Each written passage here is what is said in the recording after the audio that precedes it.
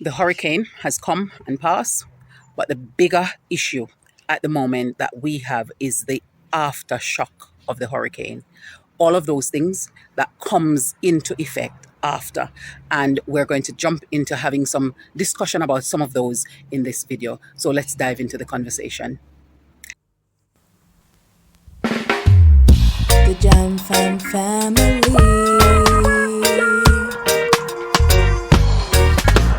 Jam Fam, come hang with me. Yeah. Hello, Wagwan. Big up yourself, whether you're there yard or you're there abroad. Welcome back to another episode of Life with the Jam Fams. Now, on this episode, we're going to be talking about some of the aftershock that comes into effect way after you have had the experience of the hurricane and things that happens in the weeks that follows suit. So let's see how we can have this conversation. Now, I've recorded some of that before at an event where I went. One of the things that's happening in terms of the aqueduct and them getting full. And although this area of Manchester didn't get a lot of wind, it's now having this impact with the water above ground. So I'm going to show you that video and then come back to finish off our conversation. Look at this man perched his grill pan here. So one next one that they saw sell noonie. And right down here, I've said about it the other day, up near Alkian, the water has come up. You see, this is one of the aftershock of the hurricane, one of the many, is the amount of water that has fallen so far. We have one whole heap of stuff happening, and this is one of them. So the aquifers are full because rain has been falling for quite a while. And so now the water has surged up, and this is on your way to Alkian. Alkian entrance is further up, are now called Windalco. Thank you, sir. Windalco, back in my day, as a youngin, it was Alkian, and now it's Windalco. And so you pass and go down to them gates. So now the water has surged up a lot more because the aquifers are full from all the rains that we've been having pre the hurricane and the rain dumped by the hurricane. So this is where we have.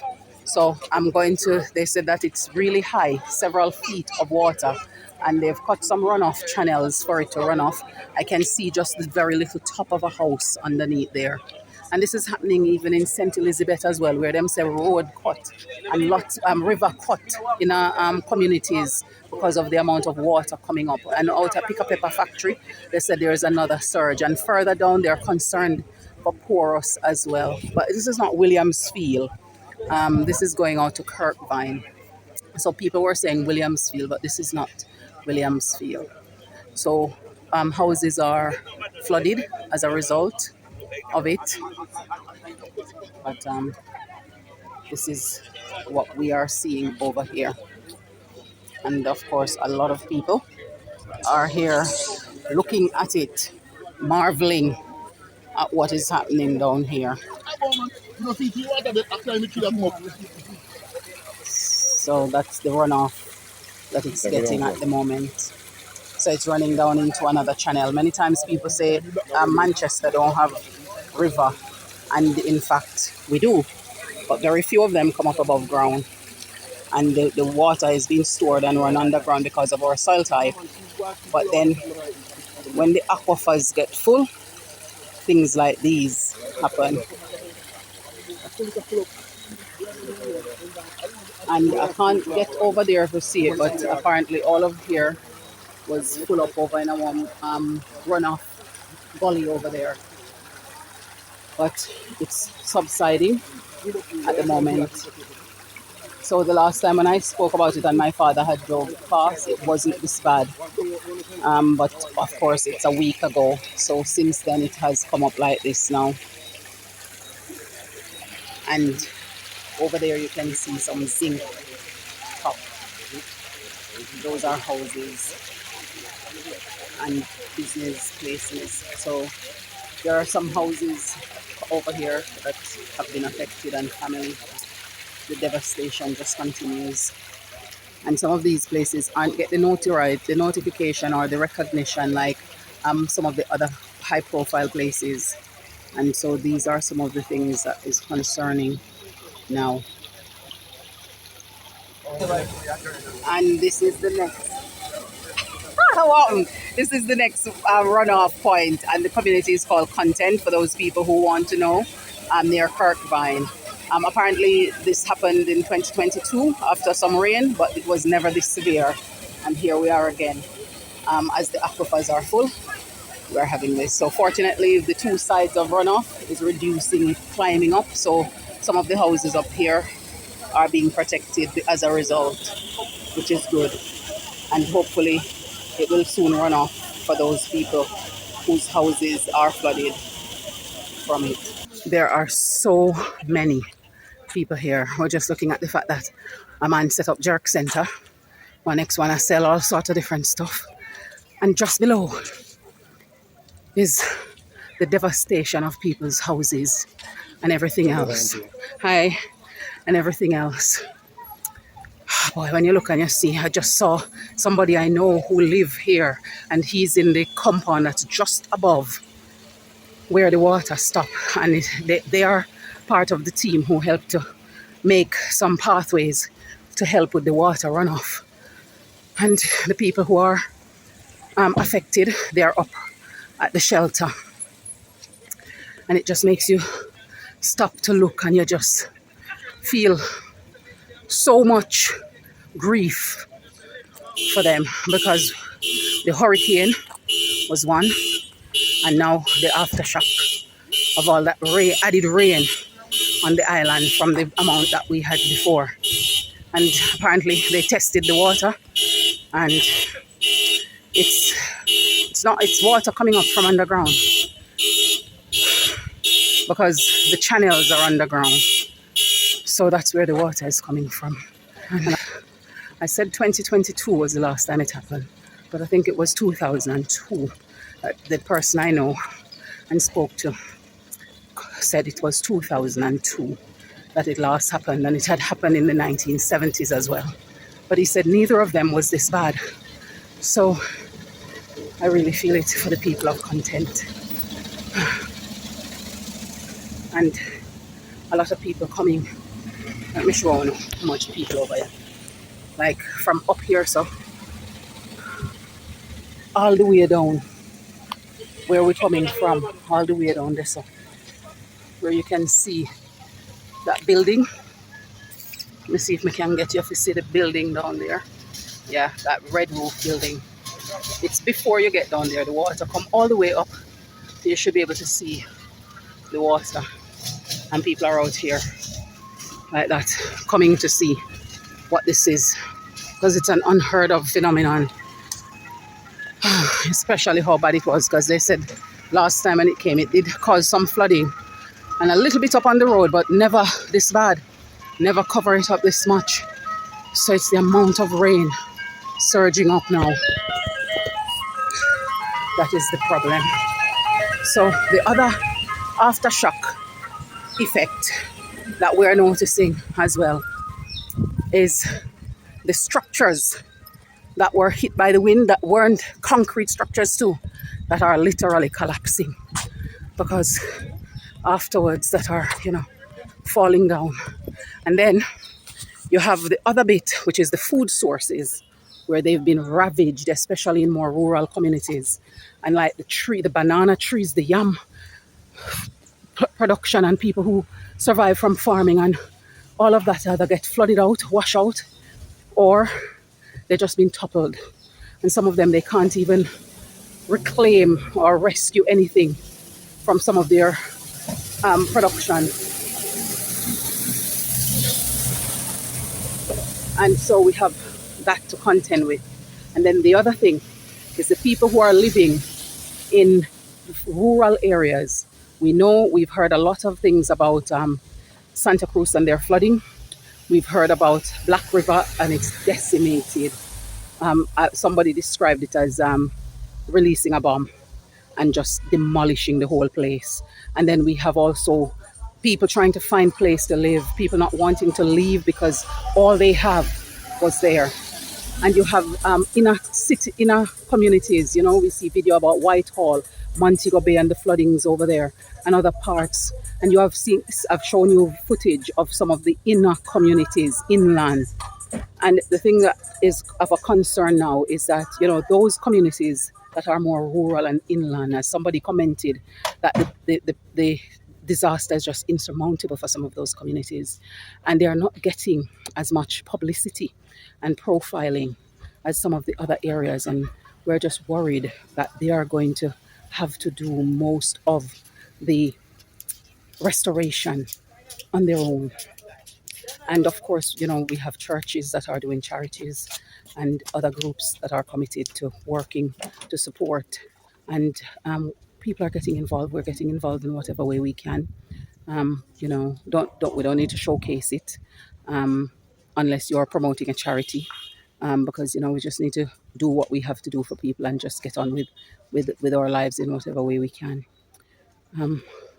It's those concerns for the well-being of people that are in these communities, and some of them are in very deep rural communities where certain accesses, we don't know when they're going to be able to get some of those back. And it's just helping in whatever way we can. And we know that aid is getting there, but even that, trying to get some kerosene oil for ourselves the other day went through so much because it's sold out in a lot of places. People trying to get solar lights, you can't get them; they are sold out. So it's and getting stocks and supplies, and those take time to get back into the country because we're an importer country. So we're just having to brace ourselves with this reality of the aftershocks, because there are so many. It's also the health care and well-being of individuals and all of those, and the trauma of it all, and getting the support that is needed and going out and getting the help. And a town crier, now is the time for those vehicles that go around and give announcements so that people can be more aware of what's happening, because so many communities are cut off. People don't have batteries to put in phones, in radios to hear the news and stuff like those. So a town crier going around and giving important information of to where to go and get certain assistance would be so important right now. We'll have to just see how things transpire. And that's why for us it's important to provide information so people can use them and access them as best as they can as we recover from this and go through the aftershocks. And I'm sure these are only some. There are lots more to come as we go through the next few weeks and months ahead. So one of the aftershock that we highlighted is the fact that people are cut off, and their areas where they are inaccessible because they're in more deep rural communities, and some of the experiences that goes with that. Another one too is with the lack of electricity that so many people. I was talking to a lady in the supermarket just in the run up to the hurricane, and she was talking about the impact from Beryl, that she had her she does livestock rearing, and she had done her slaughtering of her stocks, and to then be able to supply the chain in where she goes and supply. And she had them stored in her deep freezes.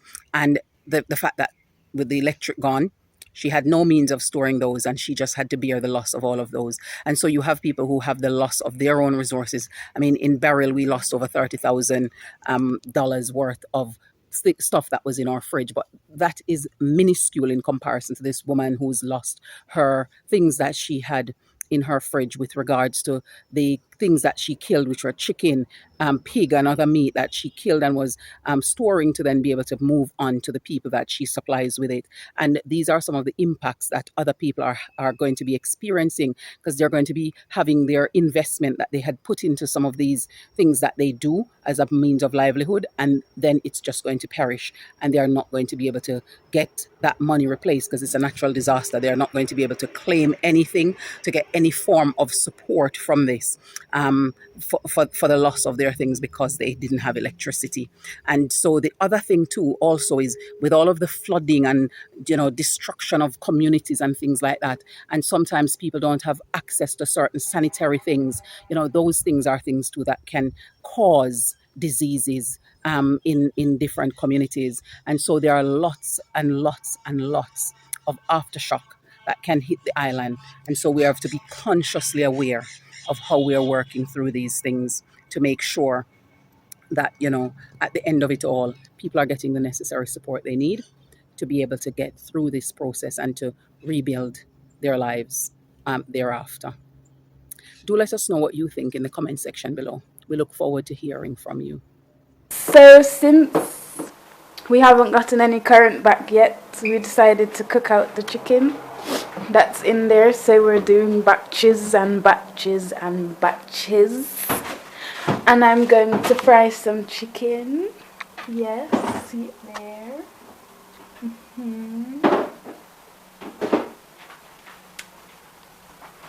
So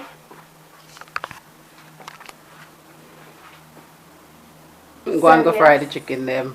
But there's no oil in the pot. Yeah, I haven't set that up yet. Yeah, so we have 3 batches that we're going to do. We're going to do some curry, we're going to do some fried chicken, and we're going to do some sweet and sour chicken with some chicken breasts that we had previously. So, Madam Eliona, you're going to be doing the frying, and I'm going to just clean up the fridge and do all of the other cleaning up we left. So you up for this? Yeah. Okay. So I'm going to set up the oil for you, and then you're okay with the rest? Alright then, we do that. The chicken so far, we have fried chicken, curry chicken, and someone decided to take over my job. I'm not taking it over, I'm just checking. And I have some wing left in there. So, She's doing brilliantly so far. So I'm just checking in to make sure that everything is going how it needs to go. And she's handling this, so I can leave her to deal with the rest. And go do something else. Yep. So we've made some sweet and sour chicken. It actually looks good. And I tasted the sauce, and it tastes similar. So that's good. And I have some rice and some curry chicken. So yes, so I just made the sauce. Should I say what's in it? It's your sauce. Do you want to share? No. I don't know. Oh gosh. So you're just cooking it down and then that's it? You can come to my restaurant and pay me £1,000 for one bowl. Pound, not dollars. Or you're going to make a rice bowl? No, if I make a restaurant, Okay. they can come there and get one bowl. I'm going to smash chicken here and get in the dough. One spoon? And you're saying full of rice. Oh gosh. And vegetable? Oh. Anyways, me I go make you finish off your same thing. It's awesome now. Never turn you off. Uh-huh. There, So you've time for devour. you please boil your cooking, your fried chicken and your sweet and sour chicken. Yeah, we were supposed to make the sweet and sour chicken. I made So sticky rice because that's what it's goes made. with this. Yeah, she likes sticky rice. I don't. So I either like it because if it's just normal rice but it's soft, I don't want it because it just tastes wrong in my mouth. But if it's just the sticky rice and it's still a bit firm, but it like stick together because normally how the African them eat when them yam so. Them scoop and when they eat and the with chopsticks, Orientals. they eat with chopsticks to pick it Oh, up. I think it's East Asian is the right term. Oh gosh. But yeah, so it will be a nice menu for you. A little bit of a throwback. Okay then. I'm gonna serve. Alright then. I don't think I'm going to have some curry today, but I'm going to have it tomorrow. That's good. Awesome. And I'm going to have avocado with whatever I'm having. You have the avocado in your chicken, you know? Oh, because you have good. to make it taste wrong. You have to enjoy your flavor first. I don't want no avocado near my food. Okay, ma'am. Thank you. Yes, madam. So here you go. The chicken. Fried chicken Stacked up. and sweet and sour chicken. She ready for your dinner, you know. Let's see So if you go.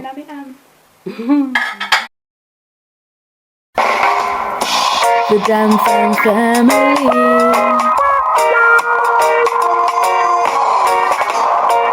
Where I living the good life.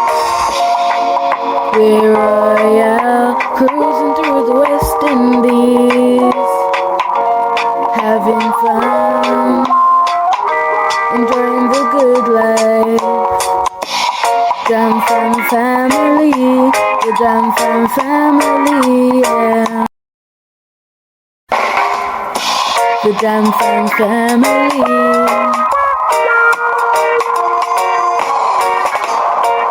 Where living the good life.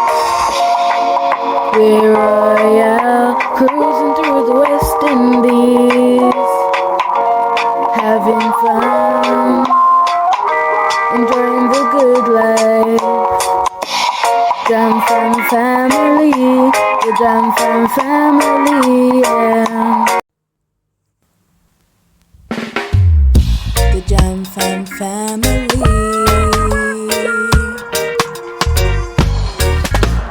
Jam fam, come hang with me, yeah. Thank you so much for staying with us here on this another episode of Life with the Jam Fams. Bye for now. We look forward to seeing you in the next one. And do walk good and take care.